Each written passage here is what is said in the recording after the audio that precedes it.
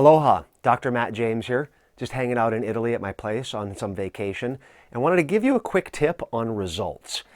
Look, here's one of the things that I've learned since teaching from the 90s, and that is either you're going to get results or you're going to have excuses. It's a really simple concept. And to me, if you're not able to focus in on your results, if you're not able to maintain your focus, you should give up on thinking you're ever going to get results. That's just what it boils down to. Now, look, I know life can happen. You can have a kid, you can have an earthquake, you can have a stock market go up and down. And successful people that I have met over the past 3 decades have one simple concept that they keep in mind, and that is we're going to get results. And we're not going to accept any excuses. We're not going to accept any reasons. We're not going to accept anything other than getting results. And so here's the key point. People who are unsuccessful buy into reasons. They buy into limitations. They buy into things that prevent them from achieving what they want to achieve. I've gotten to work with some top athletes, and one of the professional golfers that I worked with had modeled something that came from, I believe it was Annika Sorensen, and she basically would sit there and not think about hitting the ball. She wouldn't think about the drive. She would think about the ball in the cup, and she would hear that sound. And it didn't matter if she was on the tee of a par 5, a par 4, a par 3, it didn't matter. She was focusing on that end result, that end goal that she had. So one of the things that I give tips to my students all the time is don't think about what you need to get started. Think about what it is that you need to do to finish. Now, think about that for a moment. If in your career you said, here is where I am, what's the first step that I have to take? That's incredible. That can get you going. And yet, once you get going, that path can start to wind, twist, go up, down, do things you had no idea it was going to do.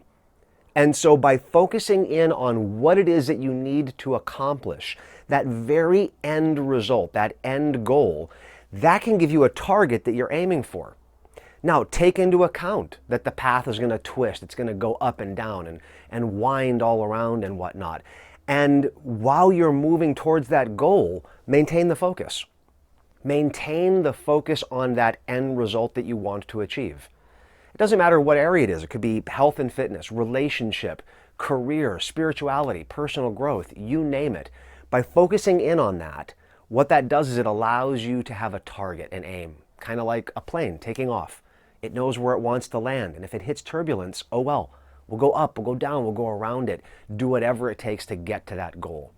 Now, for those of you who are still listening, let me go a little bit deeper than this. You want to make sure that your goal is formulated with something that you can measure, something that you're able to measure. A lot of people, they set these targets out there. Hey, I want to make more money. That's great. That's not really specific and it's not measurable. How much money do you want to make? How will you know if you're on target to getting it? With health and fitness, I went from being a varsity athlete to packing on 100 pounds of excess fat to losing it all. And I got back on track with my health about 8-9 years ago and have maintained a level of health. They have you take before and after pictures so that if at some point during your process you begin to get discouraged, you can go compare the pictures and realize, man, you've come so far.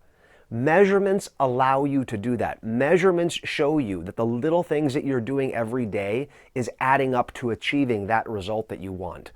So tip number 1, have that end result focus. What is it that you're aiming for, that you're going for in the future? So that keeps you going. Tip number 2, have some way of measuring the steps that you're taking to getting there so that as you progress, you can have that day where you're a little bit discouraged, but you know what? You can overcome that by realizing how far you have already come and how close you are to achieving that goal. And if you do that, you're going to increase your results. And hey man, at the end of the day, results are the things that we want to bring to accomplishment, to bring to completion so that we can achieve that happiness that we all deserve. Anyway, hope that helps. Take care. A hui ho.